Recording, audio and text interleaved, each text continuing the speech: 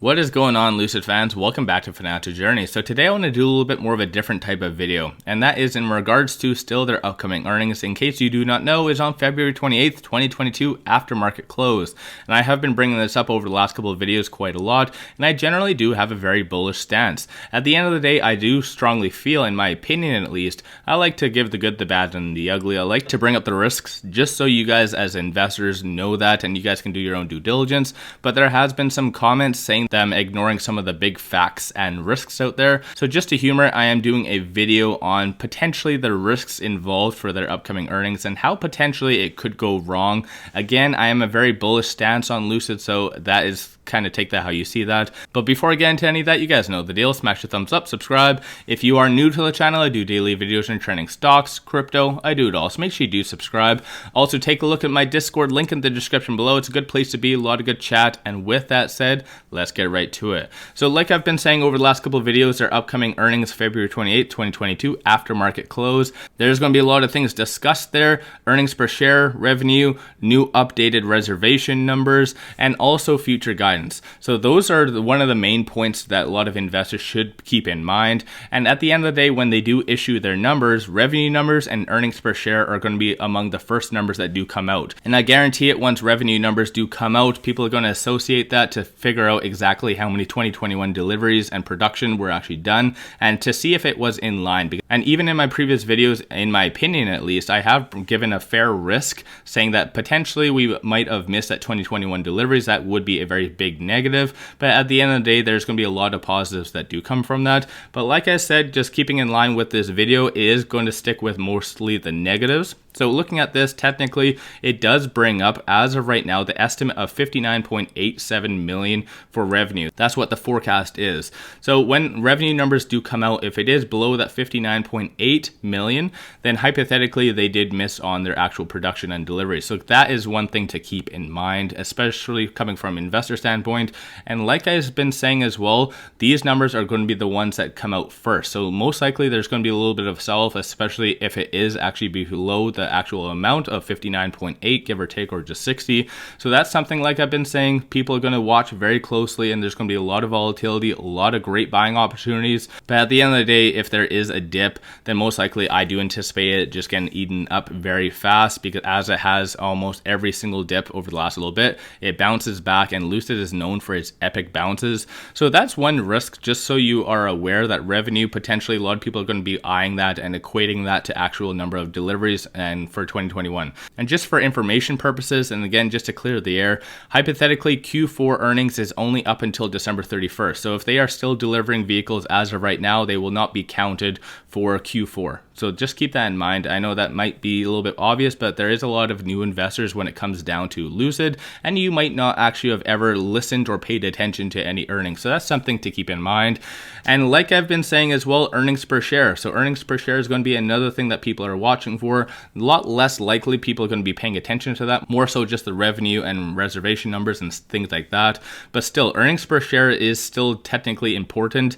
And as of right now, I do believe it's around 30 cents. So negative 30 cents is what the actual estimate is. So when it comes down to it, if we are better than that, so even 26 cents as a loss, then we are still beating the expectations. So hypothetically, the stock should increase just based on that factor alone. But like I said, when it comes down to the earnings, it is very unique, and there's a lot of different factors at play. So earnings per share is again going to be something that a lot of people watch for. And just to put that all in perspective for you, the last Q3 earnings, hypothetically, there was a 22 cent as far as loss estimate that was done, but they actually did show a 41 cent loss. So this goes to show that I do anticipate that most likely the Q4 is going to mirror the Q3 as far as earnings per share and revenue. So most likely, again, the earnings per share and revenue this time around might not necessarily be the best, and those are some potential negatives, and I've been saying that in a lot of videos, but it's their guidance. The guidance is exactly what saved Q3 earnings, and I do anticipate that going to be even better on the Q4 earnings. So that's something as far as investors, what we have to look forward to. But once again, I'm just bringing this up because hypothetically, this is supposed to be a negative video. So yes, again, when it comes down to the earnings per share, there is a likelihood that they could miss on that as well. Same goes for revenue. So those are some factors to keep in mind. And then like I said as well, there's also going to be reservation numbers. So reservation numbers right now,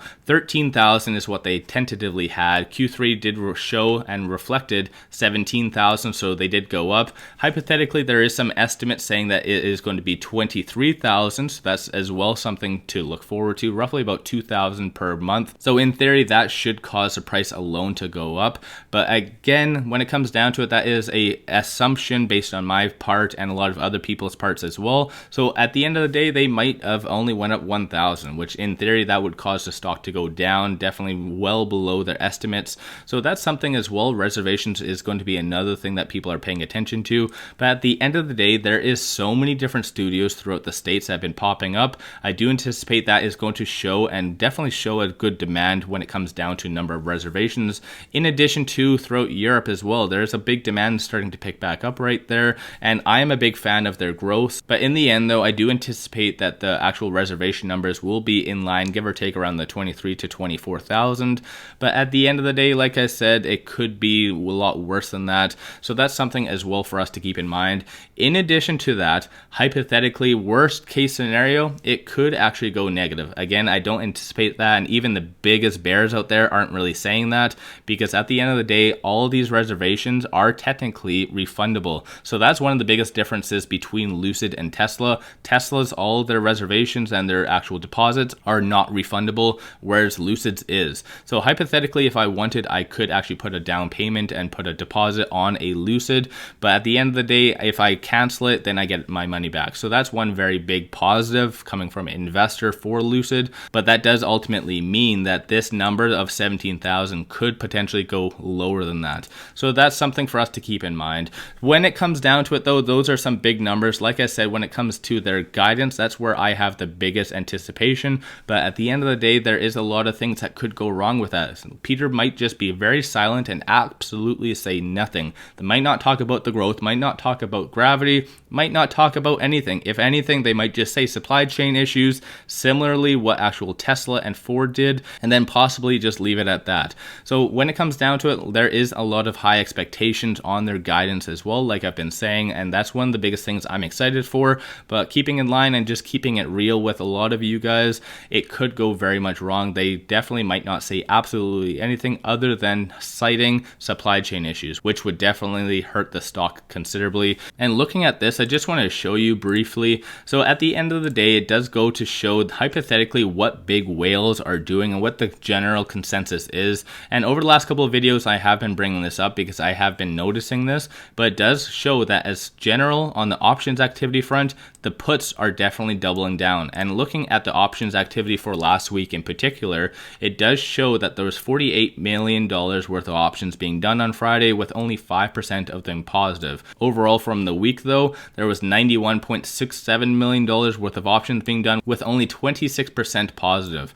So like I said, and even that article and a lot more articles are bringing up, the puts are definitely very much in control right now. There is a huge anticipation of it going down. And I did even bring this up though in the last video. One positive to take from that is if there is a big surprise coming from the earnings, a lot of bears are going to lose a lot of money. So that's one positive at least to say, but again, that is one risk, and just showing you what the consensus is. And one thing as well that I did bring up last video is not necessarily bearish and keeping in line with this video, but it definitely just stood out to me. So short interest, I'm not going to go over it particularly, but on a day-by-day change in what exactly happened on Friday, 10.05% of shorts closed out their positions. So at the end of the day, there is a mixture. So you get the options activity, which is for the most part pretty bearish. Then you get shorts closing out the positions pretty significantly, anticipating that there might be something in the water, especially about their upcoming earnings that they are very scared about. So at the end of the day, that is very bullish. So you kind of get a little bit more of a mixture when it comes down to that.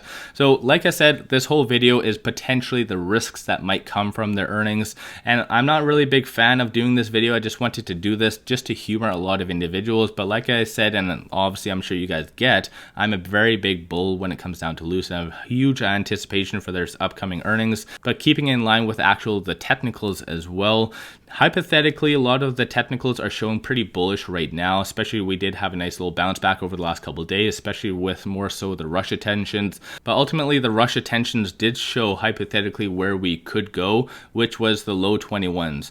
So even if we do have a very bad earnings, that potentially could see that as a very much bottom. So at the end of the day, it is what it is. It all is, in the grand scheme of things, a very small short-term noise. And when this is $100, $200, you're not necessarily going to care so much about their earnings. But at the end of the day, like I said, this is just more so the negatives. With that though, let me know your thoughts on Lucid in the comments below and what you think about the general things that I've been bringing up. If you disagree with a lot of them, let me know. Or if you are a big bull fan or whatever it is, let me know your thoughts on their earnings. If you haven't already, smash a thumbs up, subscribe, do all that fun stuff. Greatly appreciate that. If you do like my channel and support the growth, take a look at my memberships, link in the description below, or just hit the join button at the bottom of the screen. With all of that, I appreciate you guys watching, and let's all make a lot of money on Lucid.